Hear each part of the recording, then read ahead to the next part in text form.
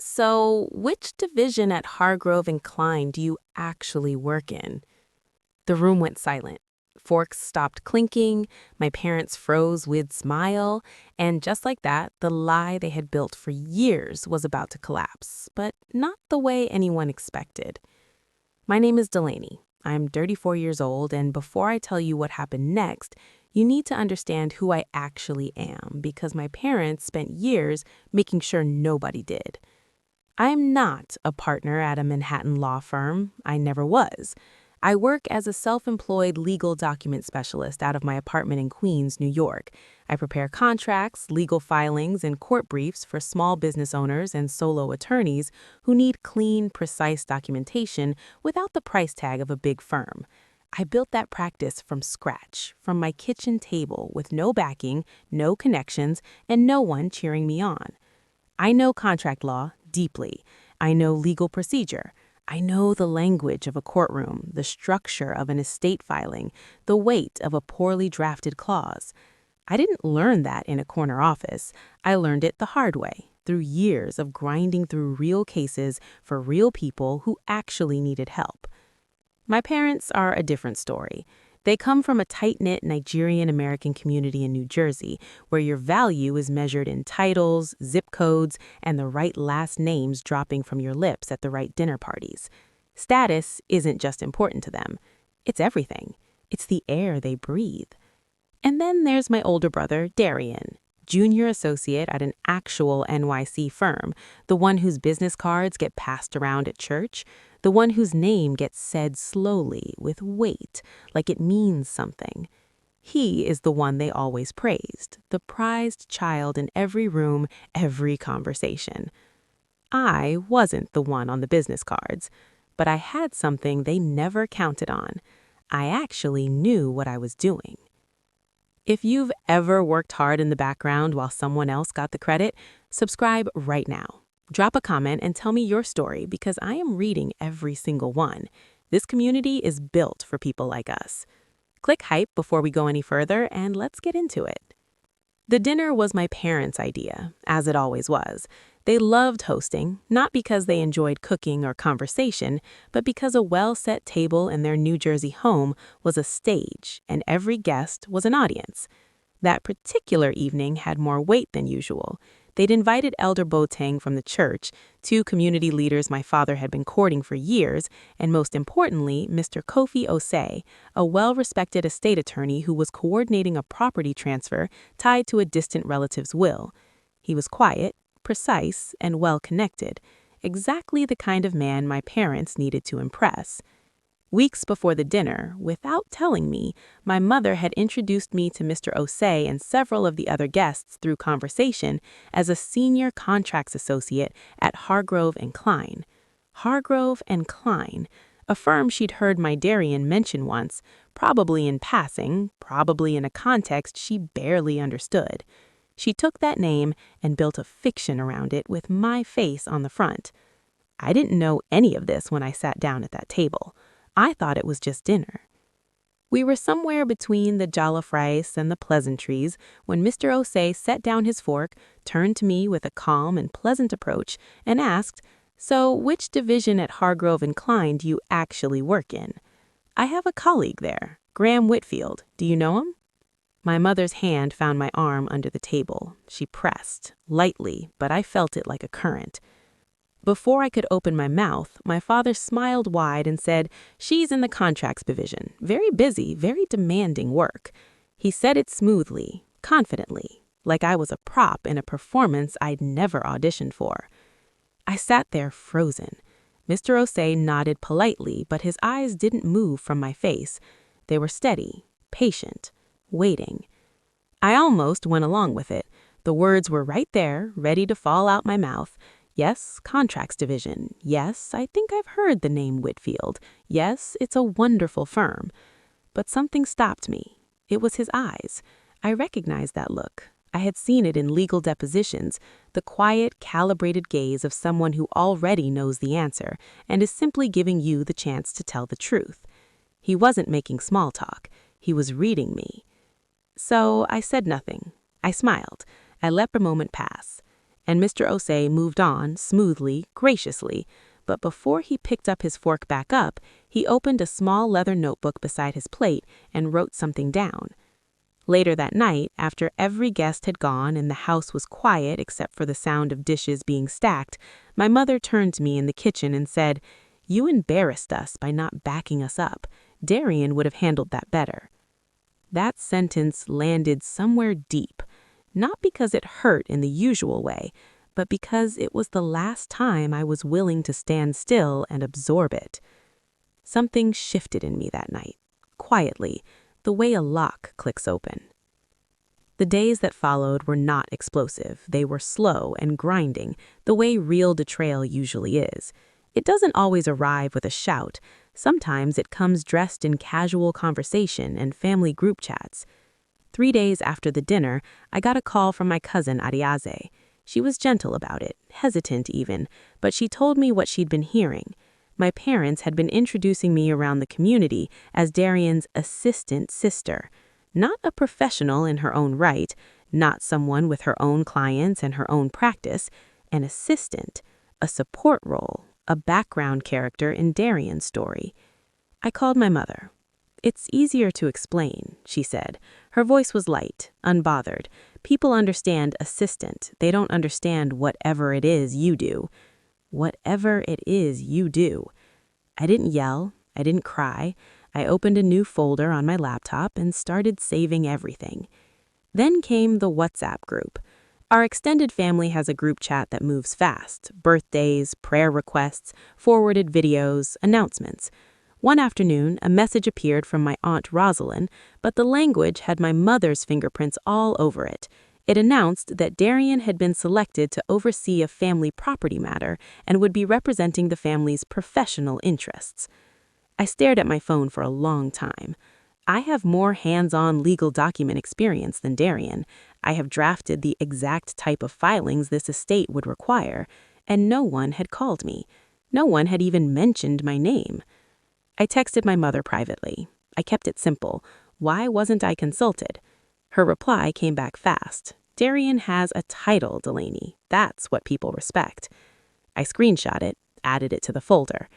The third incident was the one that broke something open inside me in a way I hadn't expected. At a church fundraiser, a busy, cheerful afternoon event with tables and music and everyone dressed in their best, my parents introduced me to a group of women I half recognized.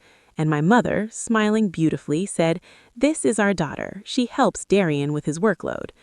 One of those women, Mrs. Ado, tilted her head and said, "Oh, I thought you ran your own practice." She had reached out to me months earlier about a contract review. She knew exactly who I was. My mother laughed, soft and easy. "She's being modest. She works with her brother."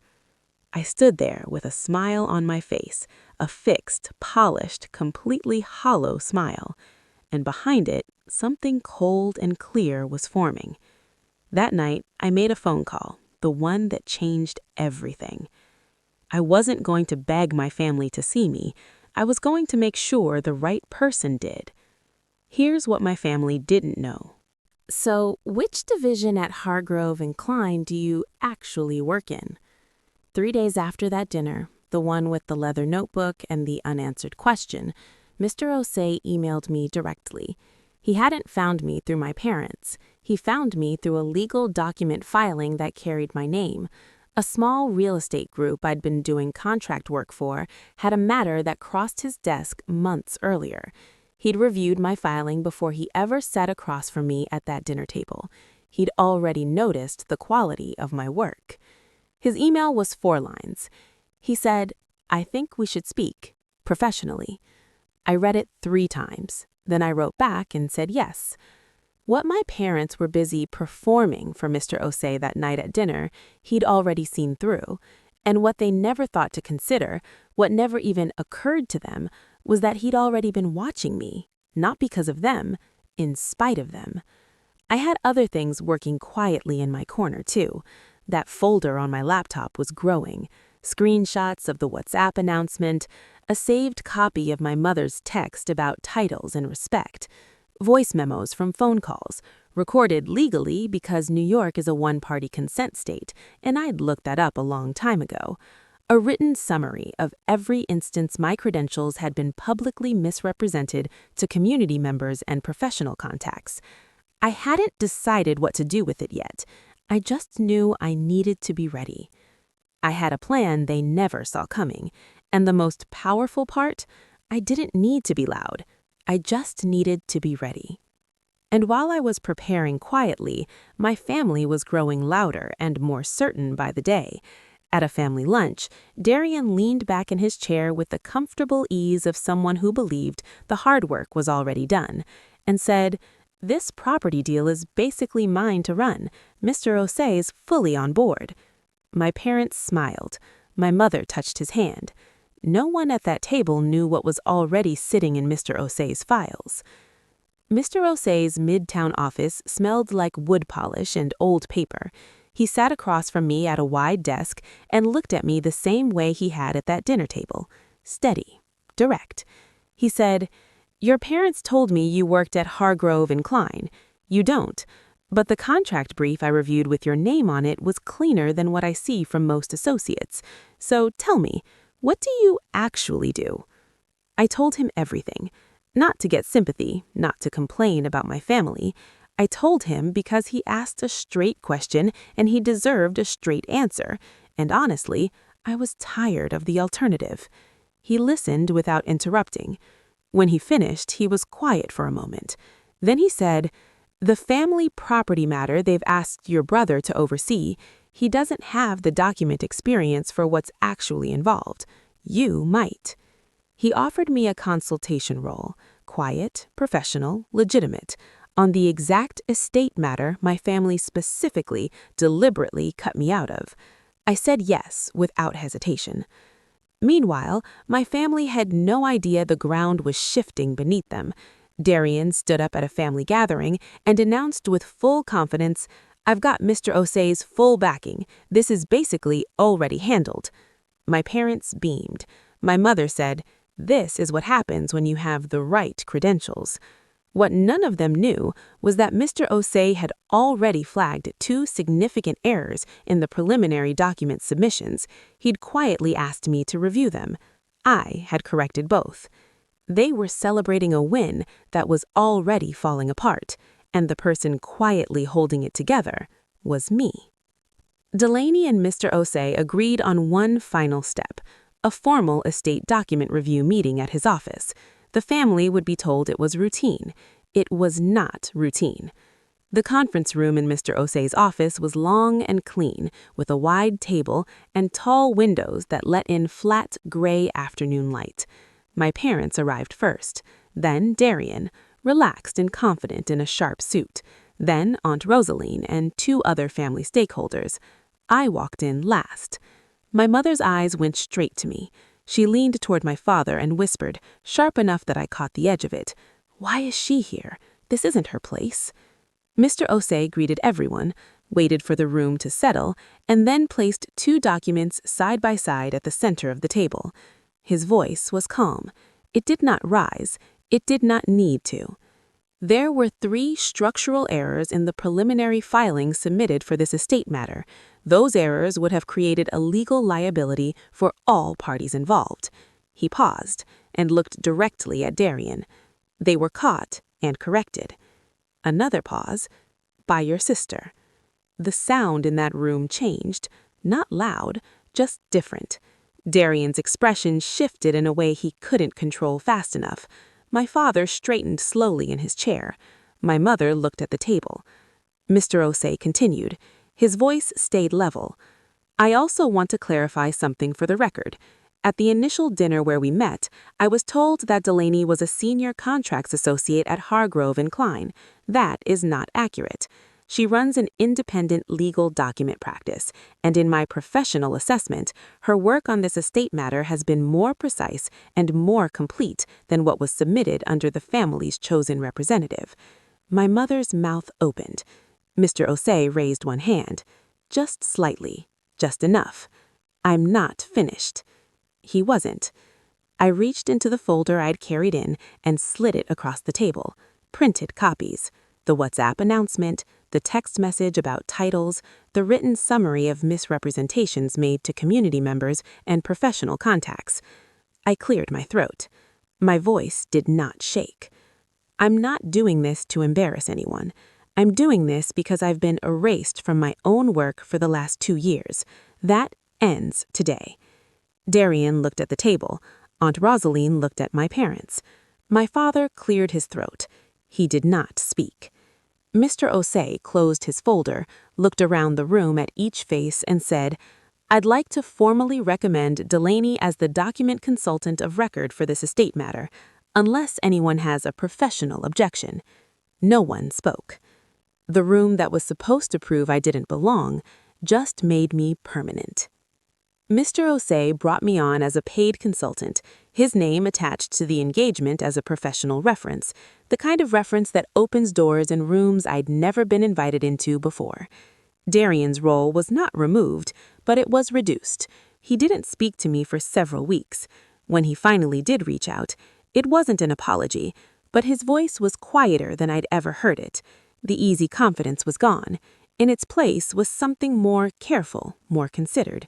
I noticed it. I didn't comment on it. My parents did not apologize. Not directly, not in the clean, clear way that would have meant something.